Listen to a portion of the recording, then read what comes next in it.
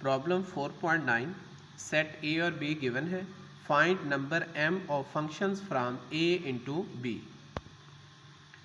Set a equal है a b, set b equal है 1 2 3। अब हम a इंटू बी पे फंक्शन देखेंगे कौन कौन से बनते हैं। अगर हम a का इमेज 1 लें तो हमारे पास ये तीन फंक्शन आएंगे, a1 b1, a1 b2, a1 b3।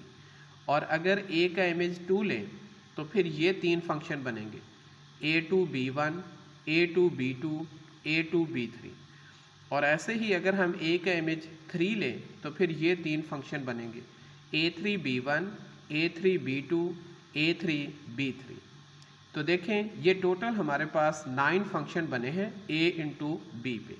अगर आप ये पहले तीन में देखें तो a का इमेज 1 लिया, ये वाले जो तीन है इसमें a का इमेज 2 है, ये जो तीन है इसमें a का इमेज 3 है। तो देखें ये जो a है ये सेट a का एक एलिमेंट है।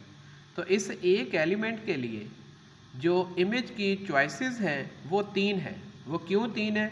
क्योंकि सेट b में नंबर ऑफ एलिमेंट 3 है, इसलिए ये a के लिए इमेज की चॉइसेस 3।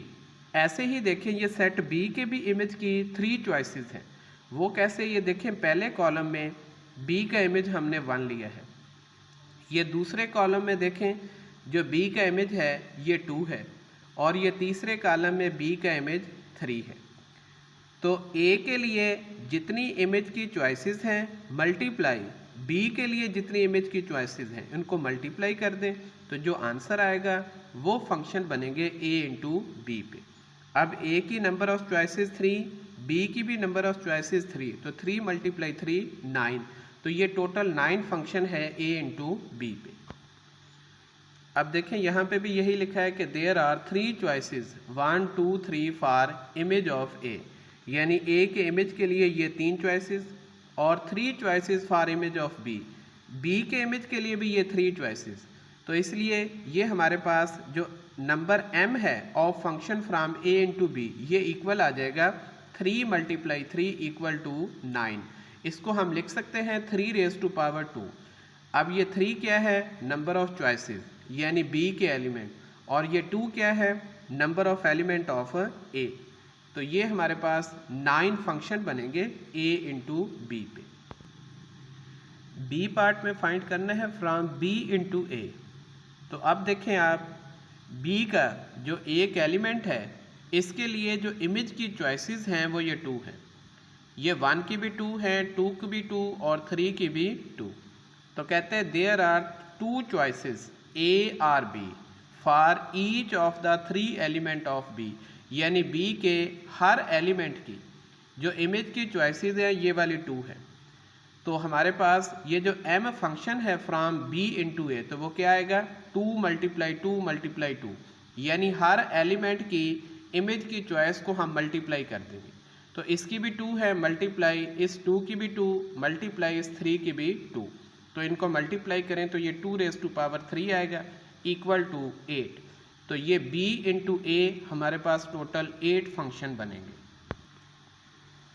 प्रॉब्लम 4.10 है, इसमें सेट a और b फाइनाइट सेट है। a मॉड सेट a के number of element, b mod set b के नंबर ऑफ एलिमेंट। शो करना है कि b mod raise to power a mod ये फंक्शन है फ्रॉम a इंटू बी। 4.10 से पहले दोबारा से 4.9 प्रॉब्लम को देखें जब हमने फंक्शन फाइंड करने थे a इंटू बी पे तो हमने लिखा 3 मल्टीप्लाई 3। अब ये 3 क्या है? a के एक एलिमेंट की इमेज की चॉइसेस है। तो a के 2 एलिमेंट थे तो हमने 3 को 2 टाइम मल्टीप्लाई कर दिया। अब इसमें भी हमने फंक्शन फाइंड करने हैं a इंटू बी पे। तो देखें a के हर एलिमेंट की जो इमेज की चॉइस है वो b के नंबर ऑफ एलिमेंट के इक्वल है। तो इसलिए जो टोटल फंक्शन बनेंगे हमारे पास a इंटू बी वो इक्वल आएंगे।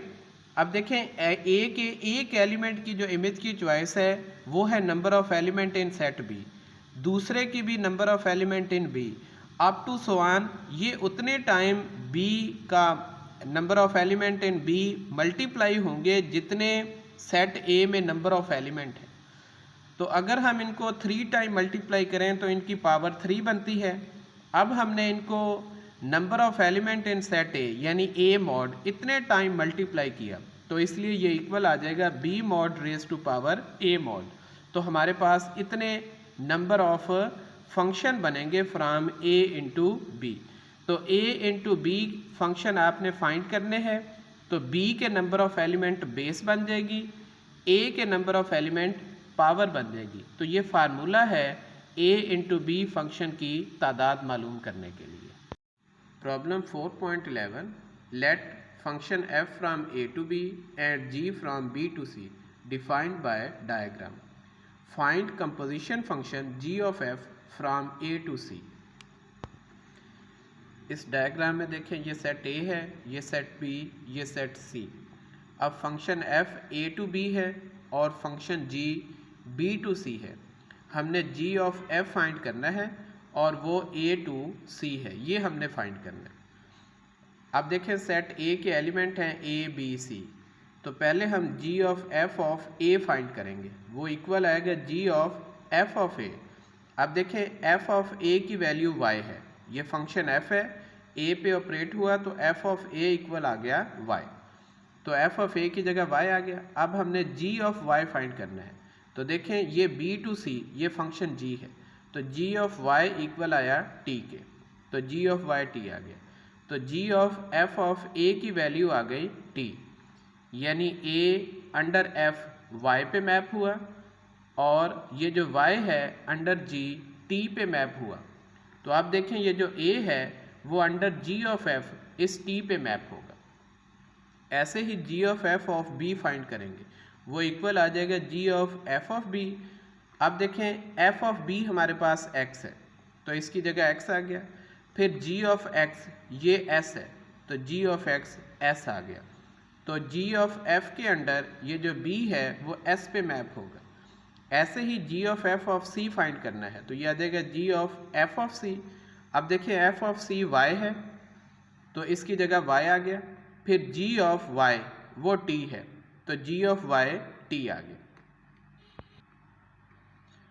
Note that we arrive at same answer if we follow arrows।